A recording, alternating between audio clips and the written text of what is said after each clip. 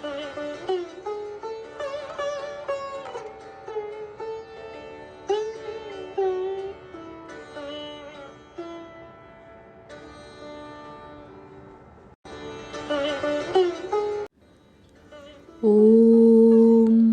यथाग्निर्दाहिका शक्ति रामकृष्णे स्थिता हिया सर्वविद्यास्वरूपां तां शारदां প্রণমাম্যহম।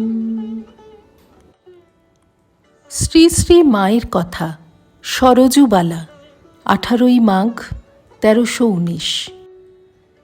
3রা মাঘ মা কাশী হতে ফিরেছেন।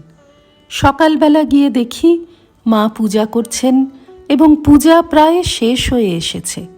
পূজা শেষ হলে উঠে বললেন, এই যে মা এসেছ, আমি ভাবছি দেখা হলো না বুঝি, আবার শিগগির দেশে চলে যাব। খাবার তৈরি করে নিয়ে গিয়েছি দেখে মা বললেন, ঠাকুরের আজ মিষ্টি কম দেখে ভাবছিলুম, তা ঠাকুর তাঁর ভোগের জিনিস সব নিজেই জোগাড় করে নিলেন, তা আবার কেমন ঘরের তৈরি সব খাবার। ঠাকুরকে ওই সব নিবেদন করা হলে ভক্তদের জন্য এক একখানি শালপাতায় ভাগ ভাগ করে সাজিয়ে দিতে লাগলেন। ভূদেব বললে, এত দেব কাকে? মা হেসে বললেন, দেখো ছেলের বুদ্ধি, নিচে যেসব ভক্তেরা আছে তাদের দিবি, দিয়ে আয় গে যা। একটু পরে রাঁচি হতে একটি ভক্ত এসে মাকে প্রণাম করে ফুলের মালা দিলেন এবং বললেন, সুরেন আপনাকে এই টাকাটি দিয়েছে। এই বলে টাকাটি মার পদতলে রাখলেন। বেলা হয়েছে। রাধু সামনের মিশনারি স্কুলে যাবে বলে খেয়ে দিয়ে কাপড় পরে প্রস্তুত। এমন সময় গোলাপ মা এসে মাকে বললেন, বড় হয়েছে মেয়ে, এখন আবার স্কুলে যাওয়া কি? এই বলে রাধুকে যেতে নিষেধ করলেন। রাধু কাঁদতে লাগল। মা বললেন, কি আর বড় হয়েছে, যাক না, লেখাপড়া শিল্প এসব শিখতে পারলে কত উপকার হবে।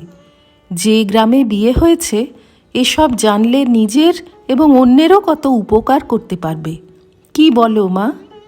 পরে রাধু স্কুলে গেল। অন্নপূর্ণার মা একটি মেয়ে নিয়ে এসেছেন দীক্ষার জন্য। তিনি বললেন, মা, ও আমাকে খেয়ে ফেললে তোমার কাছে দীক্ষা নেবার জন্যে।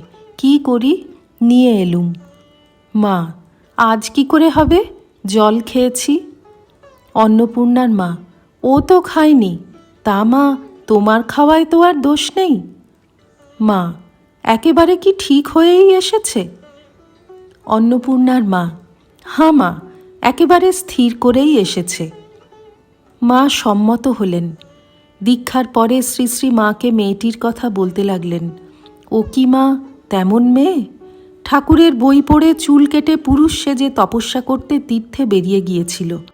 একেবারে বৈদ্যনাথে গিয়ে হাজির। সেখানে এক বনের মধ্যে বসেছিল।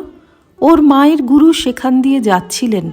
ওকে দেখতে পেয়ে পরিচয় নিয়ে নিজের কাছে রেখে ওর বাপের কাছে সংবাদ পাঠাতে ওর বাপ গিয়ে নিয়ে এলো।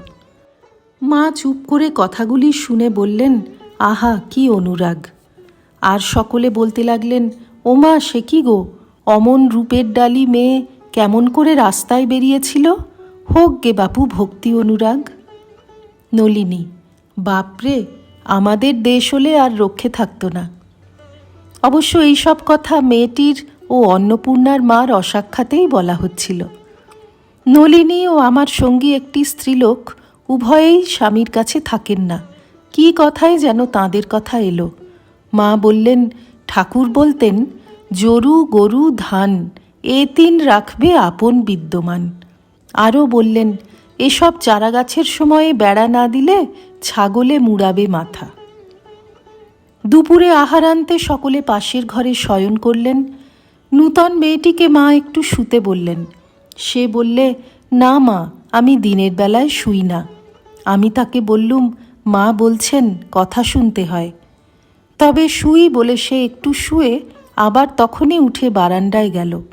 মা বললেন, মেয়েটি একটু চঞ্চল, সেই জন্যেই বেরিয়ে গিয়েছিল। মা মেয়েটির ঝিকে জিজ্ঞাসা করলেন, মেয়েটির স্বামী কি করে? কেন মেয়েটিকে কাছে নিয়ে রাখে না? ঝি বললে, তিনি অল্প মাইনে পান, আর ঘরে কেউ নেই, ওকে নিয়ে গিয়ে একলাও রাখতে পারেন না, তাই শনিবার শনিবার শ্বশুরবাড়ি আসেন। অন্নপূর্ণার মা। ও স্বামীকে বলে, তুমি আমার কিসের স্বামী? জগৎ স্বামীই আমার স্বামী। মা কোনো উত্তর দিলেন না। শ্রী রামকৃষ্ণার্পণমস্তু।